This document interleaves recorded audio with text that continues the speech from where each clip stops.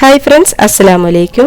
അപ്പോൾ ഞാനിന്ന് വന്നിട്ടുള്ളത് ഇപ്പോഴത്തെ ഈ കാലാവസ്ഥയിലുള്ള പനി, ചുമ, ജലദോഷം ഇതിനൊക്കെ ഒരു ആശ്വാസമായിട്ട് നമ്മളെ വീട്ടുമുറ്റത്തുള്ള കുറച്ച് ഇലകളും പിന്നെ അടുക്കളയിലുള്ള കുറച്ച് ഇൻഗ്രീഡിയൻസ് ഒക്കെ വെച്ചൊരു കഷായം വെക്കുന്ന റെസിപ്പി ആയിട്ടാണ്.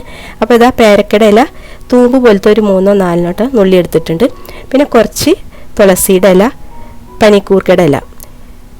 ഇത് മൂന്ന് ഞാൻ പുറത്തുനിന്ന് വേറൊരു വീട്ടിൽ നിന്ന് കൊണ്ടുവന്നിട്ടുള്ളതാണ്. അപ്പോൾ ഇത് ഫ്രിഡ്ജിൽ വെച്ചപ്പോൾ കുറച്ചൊക്കെ അത് കേട് വന്ന്, തുളസിയും ഈ പനിക്കൂർക്കയുടെ ഇലയും ബാക്കിയാണ് ഞാൻ എടുത്തുള്ളൂ. നിങ്ങളുടെ അടുത്തുണ്ടെങ്കിൽ കുറച്ച് കൂടുതൽ എടുക്കണം. പിന്നെ ഇതാ പുതിന, പിന്നെ 1 ടീസ്പൂണോളം മഞ്ഞൾപ്പൊടി എടുത്തിട്ടുണ്ട്.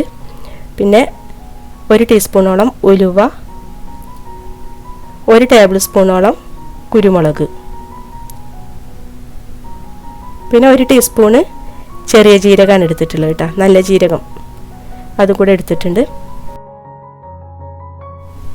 ഇനി ഇതിലേക്കൊരു കഷ്ണം പട്ട ഇട്ട് കൊടുക്കുക. പിന്നെ ഏലക്ക 4 3 ഗ്രാമ്പ് എടുത്തിട്ടുണ്ട്.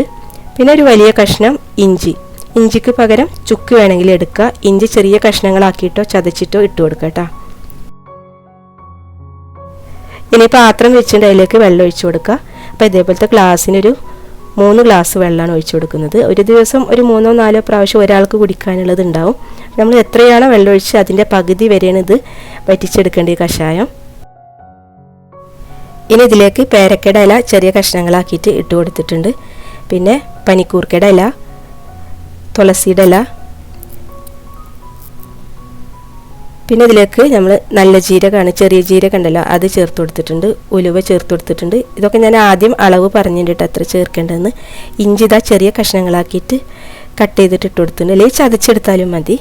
പിന്നെ കുരുമുളകൊന്ന് ചതച്ചെടുത്തിട്ടുണ്ട് കേട്ടോ. ഇനി ഏലക്ക, ഗ്രാമ്പു, പട്ട ഇത് 3 ചേർത്ത് കൊടുക്കുന്നുണ്ട്. ഇത് കൂടെ ചേർത്തിട്ട് ഇത് പിന്നെ തവി വെച്ച് നന്നായിട്ടൊന്ന് ഇളക്കി കൊടുക്കുക. പിന്നെ ഇതിലിപ്പോൾ മഞ്ഞൾപ്പൊടി അതേപോലെ തന്നെ പുതിന ഇത് 2 ഇട്ട് കൊടുക്കണില്ല. ഇത് തിളച്ചിട്ട് പകുതിയോളം വറ്റി വരുമ്പോൾ മാത്രമാണ് ഇതിലേക്ക് ഞാനത് ഇട്ട് കൊടുക്കുന്നത്. ഇനി ഇതാ കുറച്ച് മധുരത്തിന് വേണ്ടിയിട്ട്, മധുരം വേണമെന്നില്ല, പക്ഷെ മക്കൾ കുടിക്കണമെങ്കിൽ കുറച്ചൊരു മധുരമൊക്കെ വേണ്ടിയിട്ട് അപ്പോൾ ഇതേപോലത്തെ ചക്കരയാണ് ചേർത്ത് കൊടുക്കുന്നത്. ഇത് നമ്മൾ റെയിൽവേ സ്റ്റേഷനിൽ നിന്നൊക്കെ വാങ്ങിക്കാൻ കിട്ടും. ഇത് ഒരുപാട് മെഡിസിൻ വാല്യൂ ഉള്ള ഒരു ചക്കരയാണ്. ഇതിൽ തിപ്പല്ലി, കടുക്ക അങ്ങനെയുള്ള പച്ചമരുന്നുകളൊക്കെ ചേർത്തിട്ടുള്ളതാണ്. അപ്പോൾ കൂടുതൽ നല്ലതാണല്ലോ ഈ സമയത്ത് നമ്മൾ ഇതിൽ ചേർത്ത് കുടിക്കുന്നത്. അപ്പോൾ അതൊന്ന് പൊടിച്ചിട്ട് ഇട്ട് കൊടുത്തിട്ടുണ്ട്.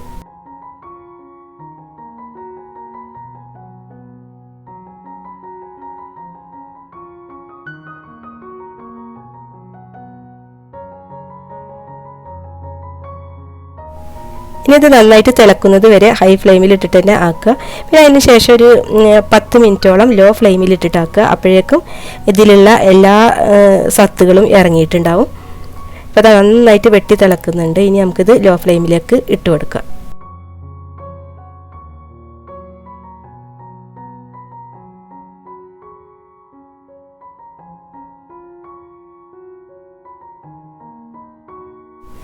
ഇപ്പോൾ ഇത് തിളച്ചിട്ട് ഇതിൻ്റെ പകുതിയോളായിട്ടുണ്ട്. ഇനി നമുക്ക് ഇതിലേക്ക് പുതിന ചേർത്ത് കൊടുക്കുക.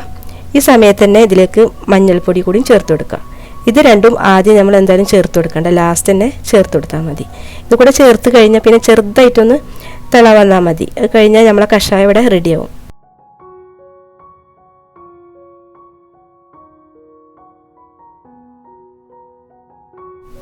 ഇപ്പോൾ കഷായം ഇവിടെ റെഡി ആയിട്ടുണ്ട്. ഫ്ലെയിമൊക്കെ ഓഫ് ചെയ്ത് ഇനി നമുക്ക് കുറച്ച് നേരം ഇതൊന്ന് അടച്ചു വെക്കുക. അതായത് നമുക്ക് കുടിക്കാനുള്ള ഒരു ചൂടിൻ്റെ ഇതുവരെ നമുക്ക് അടച്ചു വെക്കാം കേട്ടോ. അപ്പോഴേക്കും ഒന്നുകൂടെ ഇതിലത്തൊക്കെ ഇറങ്ങിക്കോളും.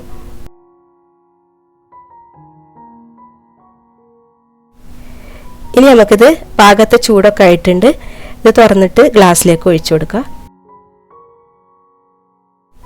അപ്പോൾ ചെറിയ രീതിയിലുള്ള പനി, ജലദോഷം ഇങ്ങനെയുള്ളതൊക്കെ വരുന്നുണ്ടെങ്കിൽ അപ്പോൾ വേഗം പോയിട്ട് ഹോസ്പിറ്റലിൽ പോവേണ്ട, ആദ്യം ഒന്ന് ട്രൈ ചെയ്ത് നോക്കുക. ഇതിലുള്ള സാധനങ്ങളെല്ലാം നമ്മളെ വീട്ടിൽ കിട്ടണത് തന്നെ. ഇനി നമ്മളെ വീട്ടിലില്ലെങ്കിൽ പേരക്കയുടെ ഇല, അതേപോലെ തന്നെ പുതിന, പിന്നെ പുതിന എന്തായാലും വീട്ടിലുണ്ടാവും, നമ്മൾ ഓരോ റെസിപ്പിക്ക് വേണ്ടിയിട്ട് ഉണ്ടാവും. പിന്നെ തുളസി, പനിക്കൂർക്ക ഇതെല്ലാം നമ്മൾ അടുത്ത വീട്ടിലുണ്ടെങ്കിൽ അവിടെ നിന്ന് ചോദിച്ചിട്ട് അങ്ങനെ കൊണ്ടുവന്ന് വെച്ചാലും മതിയല്ലോ. അപ്പോൾ ആദ്യം ഒന്ന് ട്രൈ ചെയ്ത് നോക്കുക. ഇല്ലെങ്കിൽ മാറിയില്ലെങ്കിൽ മാത്രം നമ്മൾ ഹോസ്പിറ്റലിൽ പോയാൽ മതിയല്ലോ. അപ്പോൾ എല്ലാവരും ഇതേപോലെ പറ്റുന്നുണ്ടെങ്കിൽ ഒന്ന് ട്രൈ ചെയ്ത് നോക്കുക. നിങ്ങൾക്ക് ഇഷ്ടപ്പെട്ടാലൊന്ന് ഷെയർ ചെയ്ത് കൊടുക്കുക. അതുപോലെ തന്നെ സബ്സ്ക്രൈബ് ചെയ്യാതെ കാണുകയാണെങ്കിൽ ഒന്ന് സബ്സ്ക്രൈബ് ചെയ്യണേ, ലൈക്ക് ചെയ്യാനും മറക്കണ്ട. അപ്പോൾ ഇൻഷാ അല്ലാഹ് നമുക്ക് നെക്സ്റ്റ് വീഡിയോയിൽ കാണാം.